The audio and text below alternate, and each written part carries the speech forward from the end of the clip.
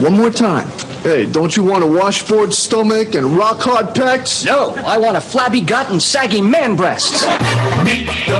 We're talking baseball. We'll be talking pickups, trades, who's hot, who's not, sleepers and busts, how these players perform and what it means to their teams and what to look for. That's the Armchair Quarterbacks, talking baseball. The Armchair Quarterbacks radio show. Where do they go?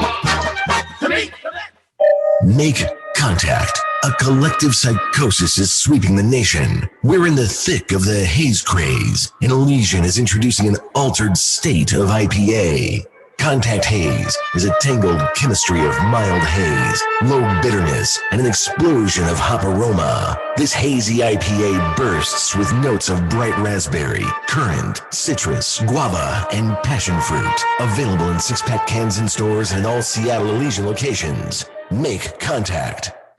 I'm a ball fan. I still think getting to the championship is a big deal. Take the road less traveled in the newly redesigned Hyundai Santa Fe. With available H-Track all-wheel drive to help you get off the beaten path a little further together. And intuitive safety features that can help you see what's waiting around the bend. Plus, with generous room for 5 and comfortable available Napa leather seating, you can go for more drives as a family without driving each other crazy. Find new adventures together in the Hyundai Santa Fe. If we actually enjoyed our New Year's resolutions, we'd all have 6-packs, money in our saving accounts, and we'd know how to play the piano. I have to tell you about the one resolution I actually enjoy. It's Built Bar. It's delicious. Oh, yeah, it's healthy, too. Built Bar is healthier than your favorite protein bar. They're low-cal, low sugar, high protein, high fiber, great for the keto diet. Lose or maintain weight while indulging. And with only 4 net carbs and 150 calories, there's no guilt. Visit BuiltBar.com. You're listening to the Armchair Quarterback Show. We're here weekdays. Drive time? Find the Armchair Quarterback Show on Facebook today. Remember, if for any reason you must leave your radio, please have the man at the door stamp your ear so you can listen again later. Okay.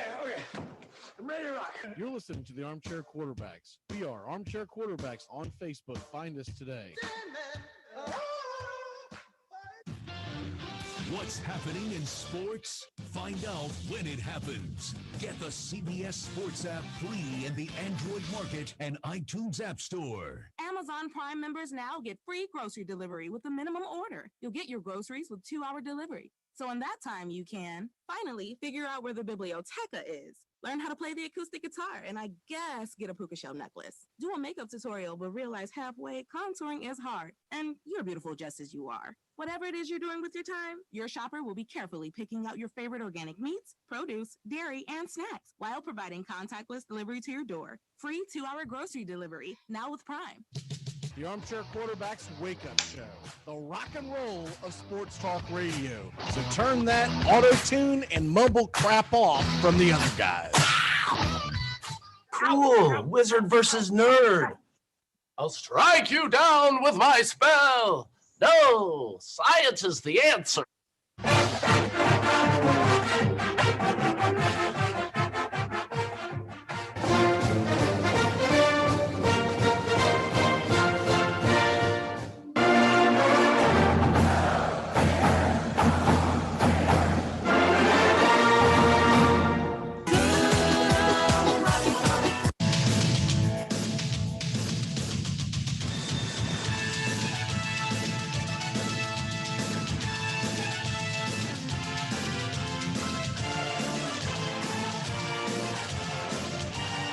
Good morning.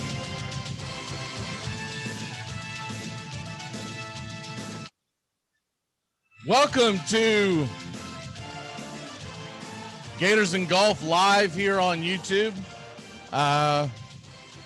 Tony, all those different sounds. I thought I had downloaded the original sound that we normally start off with. I don't know what the heck that 2021 remix was, but how the hell are you this morning, sir?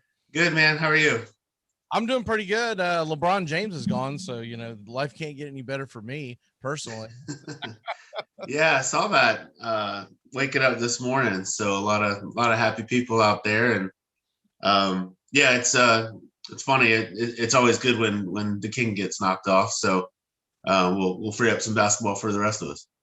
Yeah, I think you're going to see some NBA numbers go up because I think a lot of people were tired. Not just because of his politics. I think a lot of people like to see new blood in there, and LeBron's just not a likable person across the board for a lot of reasons for people. So this is funny. His post game interview they're showing right now. He's got like some.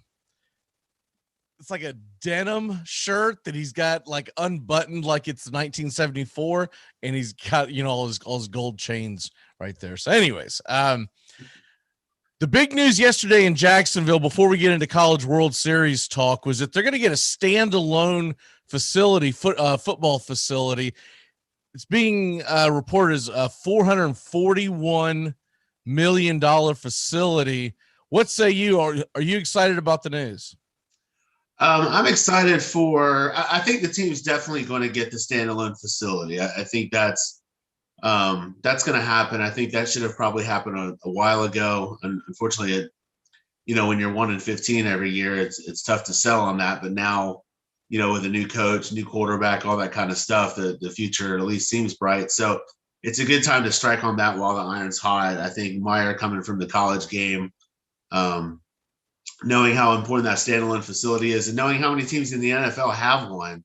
And to be honest, I thought they were going to put it somewhere away from the stadium, maybe somewhere off JTB or 9B or somewhere like that instead of right next to it. But West Side. Well, yeah, not there. But what they should do, though, in another topic, though, the fairgrounds is kind of stuck in the middle of all that. They should have moved the fairgrounds out to the west side about 20 years ago. There's no reason for it to be where it is. But they'll definitely get that standalone facility. You watch I'd never seen the movie Draft Day. I don't know if you've seen it with Kevin yeah. Costner. I was actually one of the last ones to see it. I didn't know that you hadn't seen it. Yeah, it looked and sounded stupid. Then I watched it. It was an incredible movie. Yeah, and so it's funny. I think it was maybe the night of the draft it was on, and we were watching that while flipping back and forth. But the Browns have theirs, and all these other teams have it, and they really just use their stadium for game day and Saturday walkthroughs. But that should have happened years ago. It just took the right person to get in charge of it, and apparently, per the media, Meyer even has that in his contract. That's part of him taking the job, was that they were going to get a standalone facility. The other stuff, we'll see what happens with that, with the hotel and just the peripheral stuff. We'll see if that actually happens. But I guess what it allows for too is having that standalone facility. You can do all the stadium renovations that are probably coming within the next 4 years or so, and not interfere with the players' day-to-day activities. And if you go to a game at the Jaguar Stadium, you can actually walk by the weight room. There's some windows, and you can see a little bit of it. And even a couple years ago, walking by, you're thinking, man, this is an NFL team. This is where they train. And you see some of the other stuff on TV and Hard Knocks and all those different shows, and everybody else has something a lot better than what Jacksonville has. So it's good for them to get it. It's just, will city council pass all the peripheral stuff? Because I do think they'll get that standalone facility. You tend to have you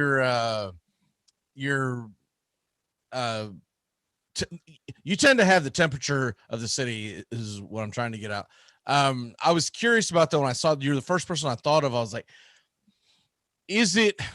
are there stumbling blocks that they're not going to be able to get this passed, or with Urban Meyer coming in and the Tim Tebow, then of course the Golden Boy and Trevor Lawrence?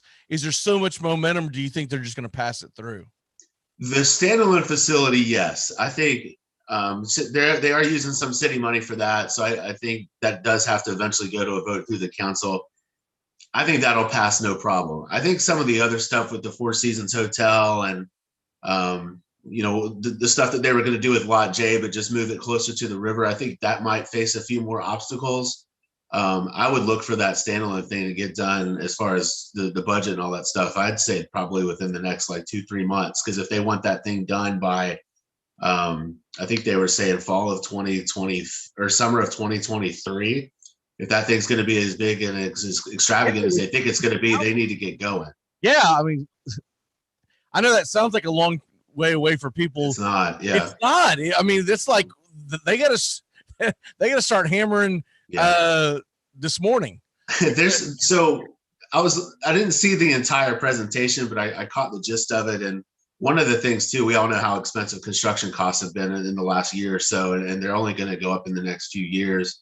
The city has a set amount that they're responsible for on that standalone facility, and anything above and beyond that, the Jaguars will take care of. So I think that's a key cog that wasn't a part of the Lot J negotiations. So, like I said, Lot J is way on the back burner now, but they do need to get this stuff done. And whether they do the hotel or not, it's immaterial as far as like the team. But as far as getting good free agents here, there's two things: winning, and they want to be able to like the facilities and all that kind of stuff. So, I think it'll pass as far as the small stuff. We'll see what happens with the big stuff. But sometimes it's typical city of Jacksonville. You take a step forward and then they take two steps back. And I get you don't want to bend the taxpayers over all the time, but at some point you do need some kind of progress somewhere downtown.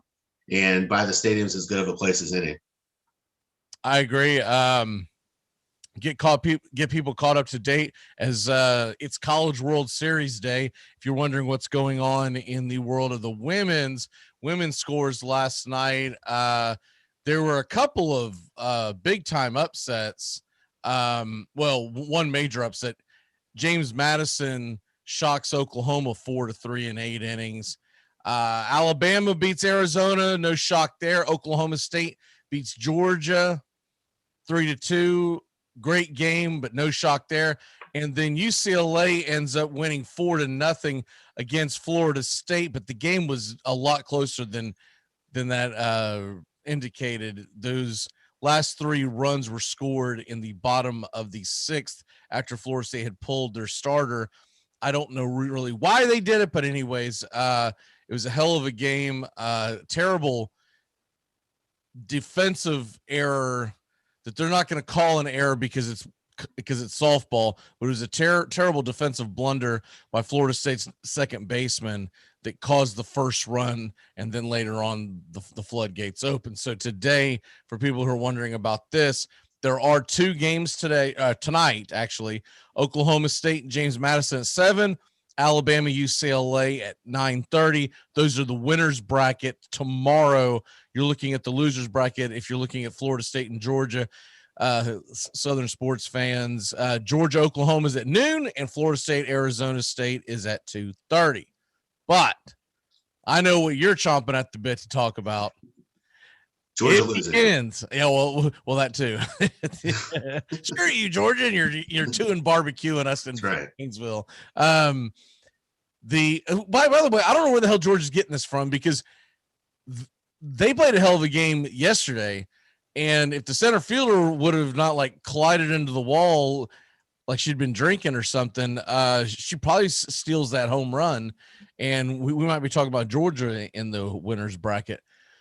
But they lost 7 straight to end the regular season and I think SEC tournament, and then got hot at regionals and obviously won 2 last weekend. And Justin Fields' sister's been red hot at the plate, so it's kind of crazy. I didn't see any of the softball yesterday, but I did see. By the way, where James Madison won, which was awesome. Do you remember the tweet that Tom Brady put out last fall that was saying basically that someone was bragging about something that he had done, and he said, "I'm not the best athlete in my family." He was referring to his niece. Right. She had a big game yesterday, didn't she? No, I watch her. She's terrible. Oh. She's okay, I guess. Had a 50-50 shot. But I was looking at her and watching her because I specifically was like, okay, this is Brady's niece. What has she got? I mean, there was one at bat where she struck out with 3 pitches, and all 3 of them were out of the strike zone. She was doing that and doing this and then doing that. I was like, this is the best athlete. Come on, Tom. I know you're trying to be nice, but right. Come on. I just want to see if she can run in khaki shorts like Brady can. She's athletic. I'll say that, but it ain't her hand-eye coordination. I can tell you that right now. I know what you're excited to talk about. It all begins in the College World Series today, and the Gators get going early. They're noon Eastern. Have you already come up with a story to get the hell out of work today? Yeah. Good job. Yeah, we're headed down there. So, and I like the How news. are you? Oh, you're going to be at the game. Yeah, we're headed down after a little bit after this, but Awesome. I like the noon start. The only reason they do it is afternoon thunderstorms. Almost every time Florida hosts a regional or a super regional, obviously the time of the year it's that time. So there wasn't a tournament last year, but back if Florida didn't host in 2019, we ended up going to Texas Tech. But in 2018, they finally figured out to let Florida play at noon, at least on Friday. So we're not sitting around until 9 or 10 o'clock on a Friday night waiting for the start of a baseball game.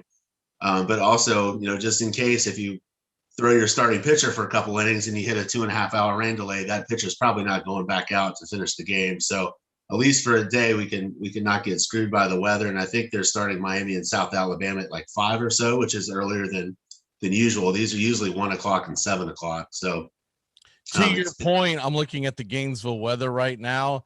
There's cloudy with like 8% chance of precipitation all the way until right at 3 o'clock, 4 o'clock.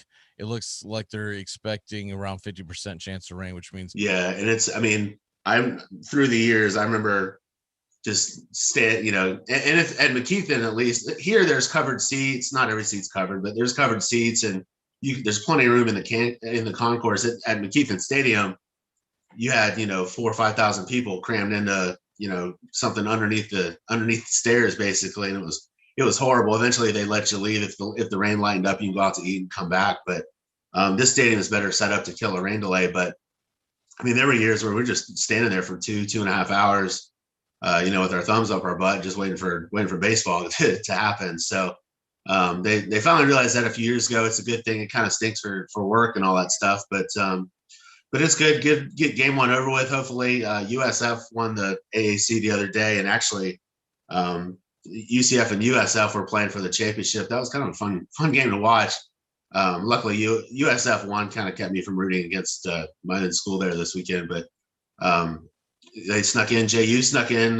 They won their conference with like a 3 and whatever record for regular season, but got hot at the end. So they'll play up at South Carolina, who's hosting as a 2 seed. But it's a good slate of games. South Carolina, Virginia is going to be a really good game today.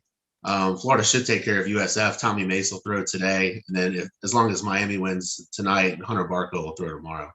FSU's in trouble already. They're facing the number 20 team in the country. They got a little bit of a tough slate there, which granted FSU didn't have a great season, so you can't expect them to have a cakewalk. They're playing Southern Miss at 3 o'clock today, number 20 in the country. Then of course, Ole Miss is the actual host in the Oxford Regional against Southeast Missouri State, which evidently Southeast Missouri State has a pretty good team. I was reading Southern Miss is very good. Well, yeah, I know Southern Miss is very good, and Ole Miss is very good. They're both in the top 20, but Southeast Missouri State evidently is pretty good. They've got two really good starting pitchers. So no matter how you shake it, Florida State's going to face one of them tomorrow if everything holds true. If Southern Miss knocks off FSU and Ole Miss knocks off Southeast Missouri State. So you got the Gators at noon, you got the Seminoles at 3. So my afternoon is set. Anyone who's calling me today on what I do outside of radio, you're going to get terrible service. I'm going to be jaw dropped watching. I'll have like 6 devices up watching watching the college baseball. The thing that I saw that kind of jumped out at me more than anything else is I think Tennessee got a really rough draw for they got number 20 Duke. Liberty's a good team, and Wright State's a pretty good team itself. What say you? Yeah, no, I agree. Liberty was the favorite to win that conference that JU and UNF are in, and I guess just got cold, and JU got hot over the weekend. That's awesome.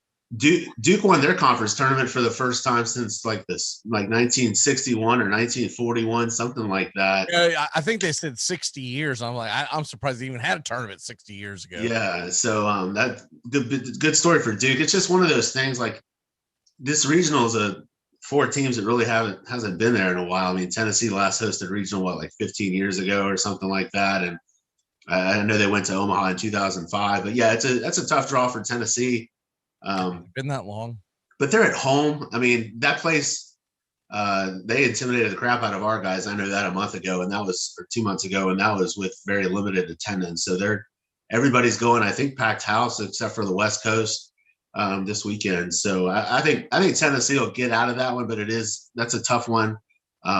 In contrast, I think when the brackets came out for us, I mean, obviously Miami's there, but I thought we got a pretty easy bracket. And if you get, we would play Texas in the Supers next weekend if we both advance. We won't host unless Texas loses. But if you look big picture going to Omaha, we're not in the side that has Arkansas and Vanderbilt. So if we can somehow get through these next 2 weekends, I thought Florida got a really good draw for being at 14 or 13, whatever we are. I think we're 15 seed going against 2 Texas. Right. The other big games today, by the way, at noon, you got Texas Tech playing Army, which should actually be a pretty good game. Tech will kill them. Tech's good. Tech's a fun team to watch. They hit like crazy, and they play really well in Lubbock. So I think I forget. There's Dallas Baptist is another team that's fun there. But Texas Tech plays really well in Lubbock. I will say the one thing about Army is that I was reading some of the metrics and whatnot, and evidently they've got one of the better defenses in the country. Yeah. So that can always help you. Notre Dame, Central Michigan. I don't know much about Central Michigan, but that's 1:00. Texas plays at 2.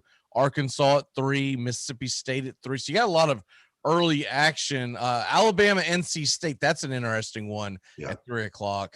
All these games, by the way, in all likelihood, are on the ESPN Plus app if you cannot find it on your normal station. I was a little surprised that like the mothership ESPN wasn't televising these games right off the jump at noon. They're doing their typical nobody watches midday Sports Center slate thing that they do, and let's rerun Stephen A. Smith's show 17 times. So in case you missed the first time he said something racist, we can say catch it the second or third time.